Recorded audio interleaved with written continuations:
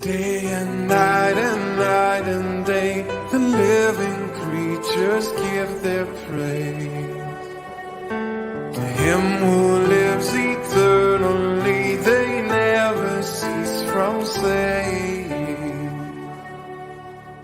Holy, holy is Yahweh Almighty, worthy, worthy to receive all glory. Hello, welcome to Walking in the Word. My name is Chelle Wagner, and I am so glad you came to join me today. So this is a pre-recording, and I am doing it for our very last day of Sukkot. It is a day known as like Simchat Torah, the rejoicing in the Torah. And I know James and Lee are working on something special to bring forward that'll probably air on Tuesday to start off our new cycle. But I wanted to pre-record the book of Joshua for us to enjoy because, each year we go through the entire Torah portion, but we never seem to really dive in depth to the taking of the promised land and what happened after they, made it through that 40 years and it was time to take the land. So I wanted to look at what happens in Joshua's life and the children of Yasharel as they go in to face the giants and take possession of the land that yahuah had promised them. So I just wanted to look at a couple of things. We refer to things like you'll hear the word the Tanakh quite a bit, right? So that is the Torah, the Nevi'im, and the Kephalim, I believe it is called. I'll have to look that one up. But the acronym means the Torah, the prophets, and the writings. Okay, so when we get to Joshua, we have started on the portions of scripture known as the prophets. Okay, so I'm going to be reading, when I read through this, I'm going to be reading out of the New Living Translation. I like it for dramatic readings because it is easy to get the flow. However, I like to insert the Hebraic names whenever I know them. So you will hear me substitute that, but I'll be showing you on the screen the New Living Translation. So if you hear me substitute a word, it's because I'm reading the Hebrew word for that word. I'm translating it. Okay. So there's a few things that happen. Deuteronomy 34:9 tells us that yahusha, which is the Hebrew name for Joshua, yahusha, right? It's spelled YAHUSHA, okay, as a transliteration, okay? So Yahusha, Joshua, was filled with the Ruach Hokmah, right? So what is that? The Ruach is the breath of Yah.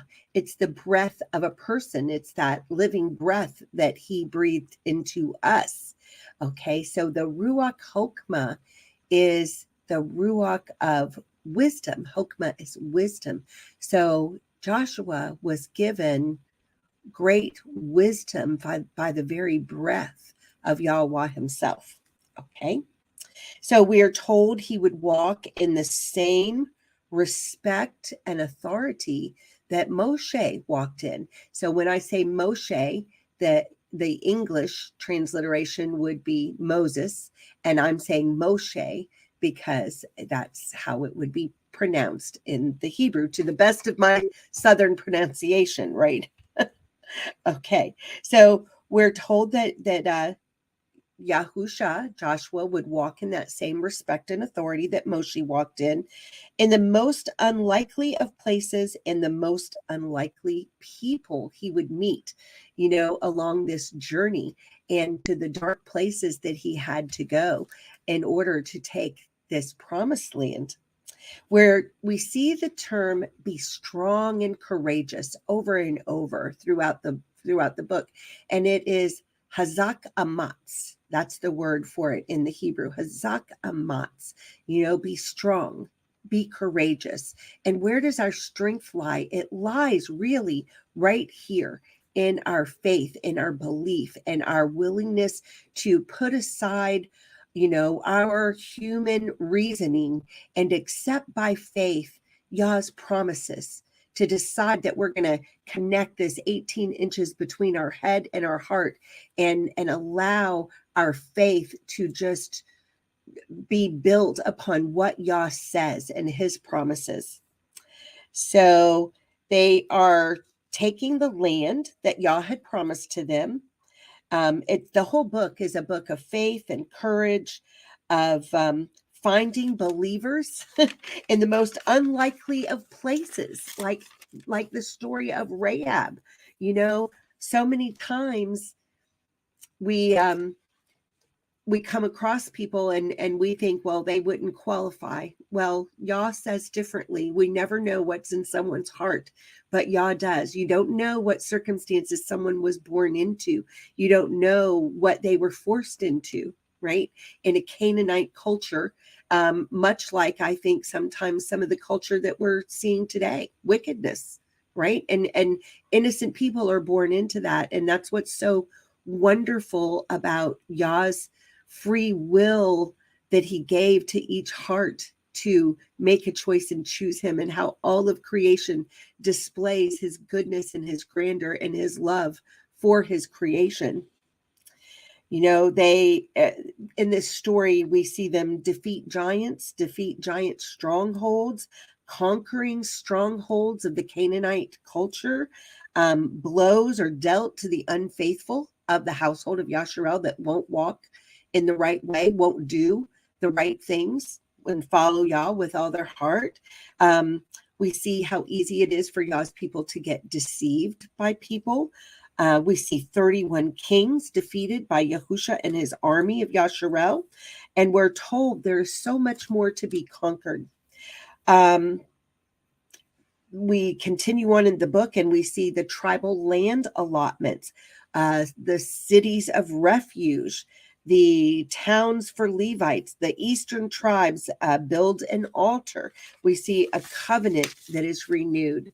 So now, with all that background information, I did want to share one thing with you guys before I get started. This is a series that I had found in my library. It's a book called A Light on the Hill.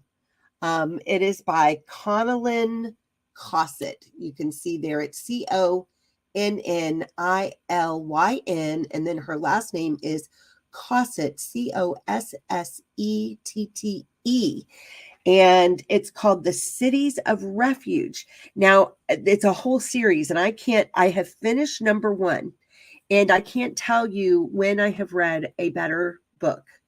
A better historical fiction book. It is so interesting.